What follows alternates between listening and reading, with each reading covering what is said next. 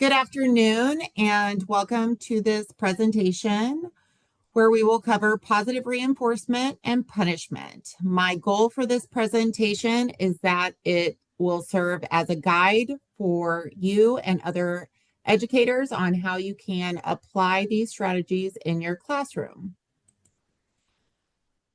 Let me start by introducing myself. My name is Marcy Johnson. I have been teaching special education for 16 years. I am certified in mild, moderate, and severe intellectual disability, elementary education, and early childhood education.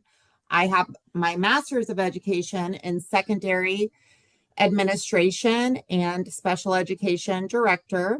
I currently teach 6th through 8th self-contained life skills. The majority of my students have a diagnosis of moderate to severe autism and demonstrate moderate to severe behaviors. I am currently a graduate student at Northern Kentucky University pursuing my education specialist degree in autism and applied behavior analysis. I am going to give my coworker a chance to introduce herself. Amber, go ahead. I'm Amber Nicholas, and I have been teaching in special education for 13 years. Currently, my position is within 6th grade self-contained writing. My philosophy of the classroom is just to provide that safe, comfortable learning environment where each student is able to be successful and thrive in the classroom. Excellent. And you do that so well. So, have you ever heard of applied behavior analysis before? Yes, I've heard of it. Basic understanding is just positive reinforcements for the desired behavior in the setting. What comes to mind when you think of behavior modification? Reinforcing once you see the behavior that you want to see from the student, maybe that verbal praise, kind of catch them being good so they will keep on being continuous with their behavior. It could also look like visuals and nonverbal cues just to reinforce the good things that they're doing. Excellent. Can you think of any examples? You kind of just mentioned some of how you've used reinforcement or punishment in your classroom. Yeah, I kind of went over the reinforcement. So on the flip side, that punishment, kind of sometimes ignoring the behavior, but that doesn't work all the time. Maybe reinforcing other students who are following the expectation to get that other student back on board. That is an excellent example. I think sometimes we can forget about the power of ignoring unwanted behaviors. And I like how you pointed out turning the attention to a student that is demonstrating that desired behavior might then cue the student that's not to follow that example. That's wonderful. Okay, so ABA sounds like you have a basic understanding of it. It is used to understand and improve behavior and decrease challenging or disruptive behavior. It focuses on socially significant behaviors that are meaningful, functional, and appropriate. So down at the bottom of the presentation, you'll see a couple pictures, appropriately being able to ask for help, learning skills for a daily routine, daily living, using the restroom, washing our hands, cooking, the hug, like how to appropriately interact with others. All of those behaviors are socially significant. And not only do they improve the quality of life for the individual that we are working with, but they also will improve the quality of life for any of the people, significant others in that person's life. So their family, their teachers, their siblings, their friends. behavior changes should last and apply across multiple settings. So goals of ABA is to develop interventions and teach replacement behaviors. We want to analyze if the interventions are effective. Interventions should produce improvements. And again, the behavior changes should last and apply across multiple settings. So if we are teaching a student how to appropriately ask for help at school, we want that student to be able to take that skill and also appropriately ask for help at home, appropriately ask for help in their community, any setting that they're in. Those are the goals of ABA. So let me tell you a little bit more about positive reinforcement. It is the most important and widely applied principle in applied behavior analysis. When a specific behavior is reinforced, it tends to occur more frequently in the future. So giving that positive praise, a high five, when you see a student doing a desired behavior is going to increase the likelihood that that student will then repeat that behavior again in the future. So first, we're going to go over a little bit about positive reinforcement versus bribery. We just kind of hit positive reinforcement, but here's a couple other important things. Positive reinforcement happens immediately after a behavior has occurred. So for example, let's say Johnny has a tendency to shout out in class.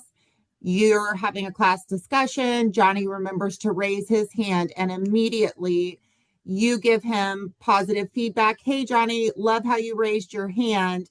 That reinforcement is going to increase the likelihood that Johnny will raise his hand again in the future. It focuses on building positive behavior by pairing it with positive outcomes. It helps build positive relationships. Again, we've talked about those long-term effects across all environment. Encouraging positive behavior by building intrinsic motivation. So students become internally motivated to want to perform that behavior. And positive reinforcement is favorable to the learner. We are helping the learner become more independent, building those skills in the learner. Whereas bribery, on the other hand, the reward comes first in hopes that a desired behavior will happen, or sometimes in desperation that a behavior will stop. So you're getting ready to go into a restaurant. Johnny, here, you can have the iPad if you promise not to yell, or here, Johnny, you can have the iPad if you stop throwing a fit. That's more bribery. So that will lead to dependence on the external reward. So Johnny is either going to throw a fit or not stop throwing a fit until you give him that iPad. Bribery really only works in the moment. It often reinforces negative behavior in the student and in the teacher or the parent. So if Johnny's throwing a fit and you give him the iPad, not only does Johnny learn, he can throw a fit and get the iPad, but we are learning, okay, if we need to calm him down, we just give him the iPad. So it may achieve compliance or stop the behavior in the moment, but it lacks long-term effects. It doesn't teach any replacement behaviors. We're not teaching Johnny how he could cope in the restaurant without the iPad or any appropriate replacement behaviors. And bribery is favorable to the briber. So we might be helping ourselves out by getting Johnny to calm down by giving him the iPad, but we're not doing anything for Johnny because we're not teaching him any other replacement behaviors. Does that make sense? Yes, indeed it does. Perfect. So I just wanted to show you this graph over the power of positive reinforcement. This is a graph from my book that we're using for this class, and it shows the data collected on Robbie, who was a disruptive third grader. During study time, he would be snapping rubber bands, talking to other classmates, laughing at them. And so they did this experiment where when the people that were observing this classroom showed a yellow card, the teacher would go over and give Robbie attention. And as you can see, as she gave him attention, his ability to stay on task during the study time and participate appropriately continued to increase quite significantly.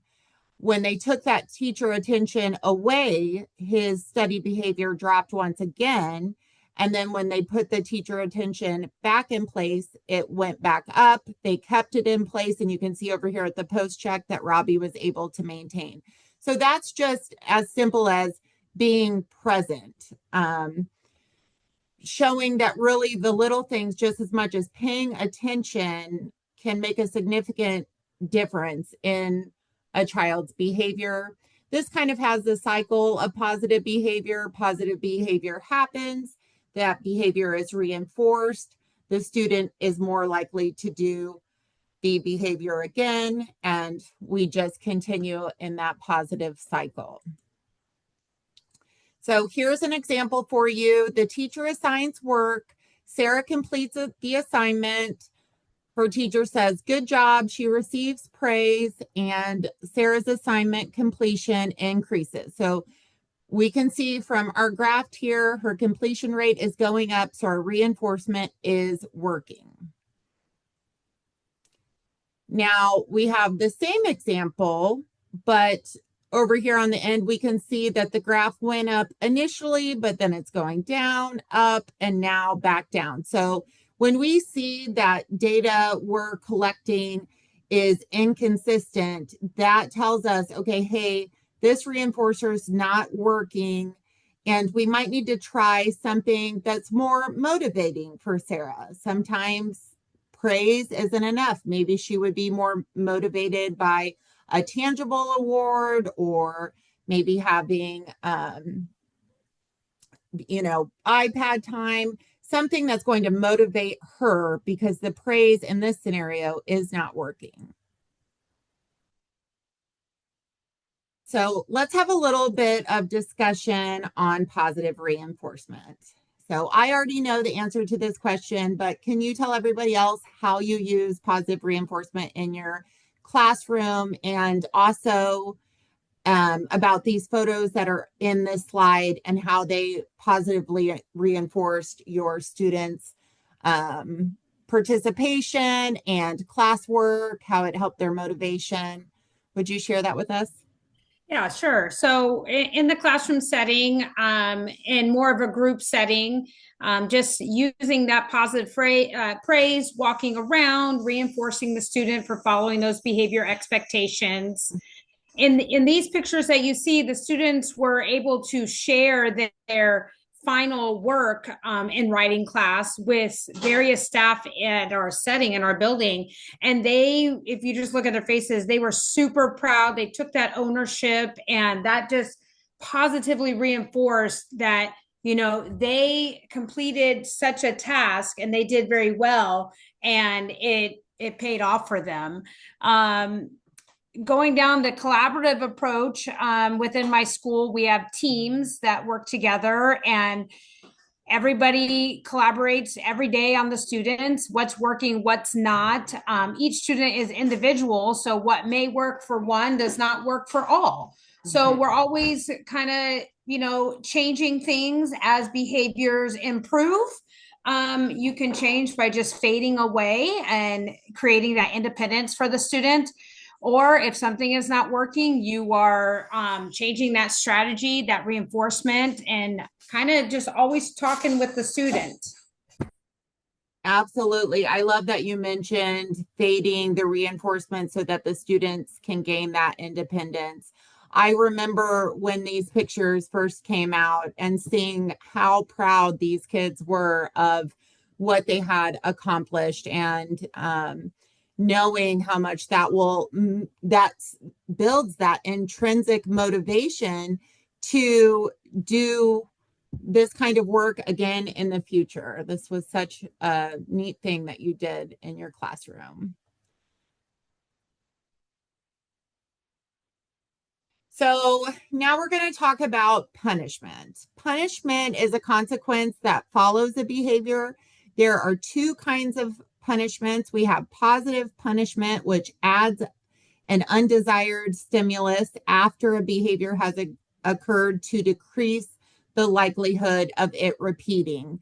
So Johnny shouts out in class and he has to write 20 times, "I will not talk out in class." You're adding that undesired behavior of having to write 20 sentences. Or there's negative punishment, which removes a pleasant stimulus after a behavior has occurred, again, in the effort to decrease the likelihood of it repeating itself in the future. So maybe Johnny shouts out in class, Johnny loses recess, that pleasant stimulus of recess has been taken away in an effort to make Johnny think before he shouts out in class again. So I kind of just went over this, except for now we have Sammy. Sammy's talking during a lesson. He loses recess time, and the outcome afterwards is Sammy stops talking during the lesson. Can see he's raising his hand and paying attention. Punishment doesn't always work. So here we have Sammy keeps taking toys from his classmates. Sammy is scolded. So we're adding positive punishment with the scolding, but Sammy continues to take toys from his classmates. So even though we're scolding Sammy and we're adding that punishment, it's not working. And sometimes I think, unfortunately, we find ourselves doing the same, scolding, and it's not really affecting the outcome of the behavior. And the idea behind positive reinforcement is to change this undesired behavior, but in a positive way, in a way where we don't have to scold students and potentially, harm relationships, cause resentments. And we would like to steer clear of that. So now we're going to do an I do, we do, you do, and I'll do the first scenario. Sammy often struggles to stay on task during independent work time. If he can stay on task for 10 minutes, he earns a sticker. Once he has 3 stickers, he earns 15 minutes of iPad time. Is this positive reinforcement or punishment? Well, it is positive reinforcement because Sammy is earning stickers after staying on task for 10 minutes. He gets a sticker after each time, and then he gets 15 minutes of iPad time after 3 stickers. Scenario 2. Sammy and his class are taking a test. Sammy tears a corner off, wads it up, and throws it at the student in front of him. His teacher sees this and scolds him in front of the class and gives him after-school detention. Positive reinforcement or punishment? What are your thoughts, Amber? Definitely punishment for, impacting another student and then being scolded and also getting that detention. So kind of like that double. Yeah, it's kind of a double whammy. He gets the positive punishment by being scolded in front of his classmates, and then the negative punishment by also losing that free time after school because he's in detention. And the more I learn about this, it makes you more aware in the settings that you're in. And I think that, again, unfortunately, this kind of happens more than we want it to. So let's say in our school, one of the students is acting up, they get scolded, and then I know that we use lunch detention. And then so it's like that we're getting punished 2 punishments for one behavior. So it's definitely something to be careful of. And you were correct. This is punishment.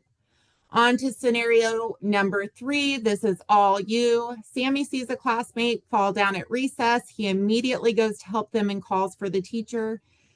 Sammy is praised for being such a good friend and receives a brag tag to take home to his mom. Positive reinforcement or punishment? Positive reinforcement. Absolutely. So we see Sammy is praised for being a good friend. I'm sure the friend that he helped is going to be appreciative of his help. So that's building a relationship with that classmate, building a relationship with the teacher. And then he's also getting a brag tag to take home. So that's, helping that relationship between school and home and probably making Sammy feel really proud of what he did. Okay, so ethical considerations. Ethical considerations regarding punishment revolve around three main issues. We need to have safe and humane treatment. We need to use the least restrictive procedures, and it needs to be effective. So again, if we're scolding, and there's no behavior change, we need to do something different. Reinforcement should always be tried as a strategy for behavior modification first. It's our first line of defense. Punishment should be used as a last resort. And if we're going to use punishments, any staff doing so should receive training. They should have guidelines on how to implement those punishment-based interventions. We need to be being fair and responsible and conscious of how these punishments could affect our students. Just a couple reminders as we wrap up. Again, use that positive reinforcement first. We want to teach our students what to do instead of punishing them for behaviors that we don't want them to do. You can use positive reinforcement as a group or for an individual. You need to give reinforcement immediately or as soon as possible. We need to collect data and be observant to make sure our reinforcements are effective. We need to be consistent. Reinforcements should be implemented, every day in the same ways consistently. Again, use punishment as a last resort. And if we do have to use punishment, we want to make sure we're being mindful and fair when doing so. These are my resources for this presentation, the Applied Behavior Analysis book. And I really appreciate you joining me today. Thank you. Thank you.